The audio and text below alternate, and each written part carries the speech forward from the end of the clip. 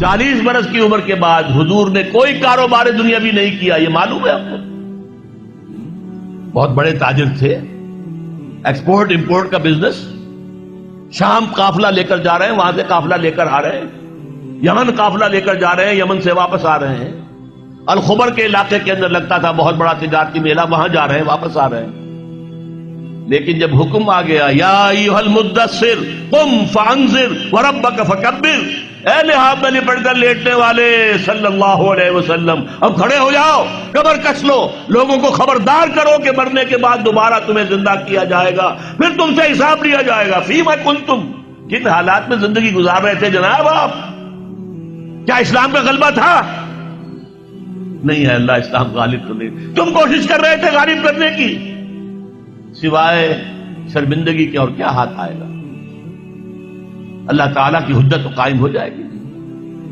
میرے نبی کی ہڈیاں ٹوٹیں، میرے نبی کے دانت شہید ہوئے، میرے نبی کا جسم لہو لہان ہوا، میرے نبی کے چہرے کے اوپر تلوار کا وار پڑا جس سے 2 دندان آپ کے شہید ہوئے، اور خود جو پیدا ہوا تھا اس کی 2 کڑیاں گھس گئی رخسار مبارک کی اس ہڈی کے اندر۔ ان کو ایک صحابی نے دانتوں سے پکڑ کر کھینچ کر نکالنا چاہا، ان کے دانت نکل گئے، وہ ہڈی وہ نہیں نکلی، وہ کڑیاں لوہے کی۔ پھر جیسے بھی ہاں کر کے نکالا گیا تو خون کا فوارہ چھوٹا ہے، اتنا خون گیا کہ آپ بے ہوش ہو کر گر گئے، اور خبر مشہور ہو گئی کہ حضور کا انتقال ہو گیا۔ یہ ساری تکلیفیں کس لیے اٹھائی تھی حضور نے؟ کیا حضور کو اچھا نہیں لگتا تھا کہ اچھا بھلا گھر ہو، کھلی فضا ہو، اچھا خوبصورت ماحول ہو، بچے ہوں اور ہر طرح کی آسائشیں ہوں؟ کس کو پسند ہے؟ یہ صحابہ کرام کیا کر رہے تھے؟ فاقے کر رہے ہیں، فاقے پر فاقہ کر رہے ہیں۔ غزوہ خندق میں حکم ہو گیا مشورے کے بعد کہ خندق کھودی جائے، دفاع کی ایک ہی شکل۔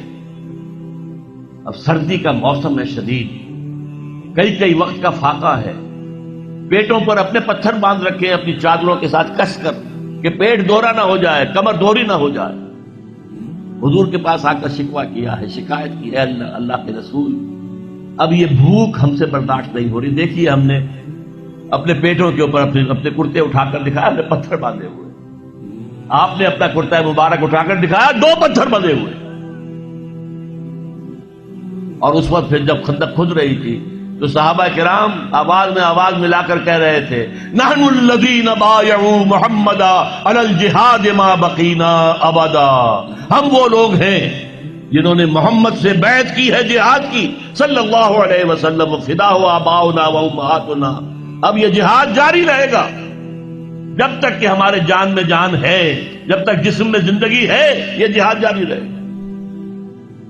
یہ ہے اسلام، یہ شہادت گاہ الفت میں قدم رکھنا ہے۔ لوگ آسان سمجھتے ہیں مسلمان ہونا، مسلمان تھے صحابہ کرام رضوان اللہ تعالی علیہ مجمعین، جیسے انہوں نے آپ کو وہ جو ایک شعر ہے اکبر الہ آبادی کا، تو خاک میں مل اور آگ میں جل، جب خشت بنے تب کام چلے، تو باقاعدہ انگاروں پر لوٹے ہیں۔ آپ کو معلوم ہے حضرت خباب بن الارت رضی اللہ تعالی عنہ کو بلایا گیا، آؤ، آ گئے، ان کی نگاہوں کے سامنے دہکتے ہوئے انگارے زمین پر بچھائے گئے، اتار دو کرتا، اتار دیا، لیٹو ان کے اوپر، لیٹ گئے۔ اب جب ان پہ انگاروں پر لیٹے ہوئے تھے تو کھال جلی پیٹھ کی، اور پیٹھ پر چربی ہوتی ہے، چربی پگھلی، اس سے وہ انگارے ٹھنڈے ہوئے۔ وہ ہاتھ نہیں اٹھایا انہوں نے، کیونکہ حضور کا حکم تھا نو ریٹیلیشن، کوئی جوابی کارروائی مت کرو، جو ستم آتا ہے جھیلو، جو ظلم ہوتا ہے برداشت کرو، جو تکلیف آتی ہے جھیلو اور برداشت کرو۔ لہذا اگر ایک آدمی سمجھے کہ مجھے تو یہ زندہ کباب بنا دیں گے تو اجازت ہو تو 2-4 کو مار کر مرے گا، ایسے نہیں مرے گا۔ بلی بھی آپ پر جھپٹ پڑے گی، کیا اس کی جان ہے، 1 کلو کی ہوگی، 1.5 کی ہوگی، لیکن اگر آپ کارنر کر دیں اسے نظر آئے کہ میرے پاس کوئی راستہ نہیں ہے، کوئی اسکیپ نہیں ہے، وہ آپ پر حملہ آور ہوگی اور آنکھ پر آئے گی، سیدھی آنکھ نکالنے کی کوشش کرے گی پنجے سے۔ لیکن حضور کا حکم کیا تھا؟ کفو ایدیکم، اپنے ہاتھ بندھے رکھو، no retaliation whatsoever, even in self ڈیفense۔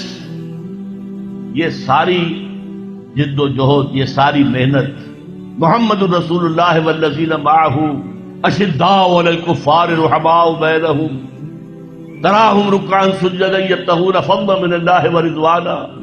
اب ان کو پھر اللہ تعالیٰ نے جو اجر و ثواب دیا ہے اس کا ہمیں اندازہ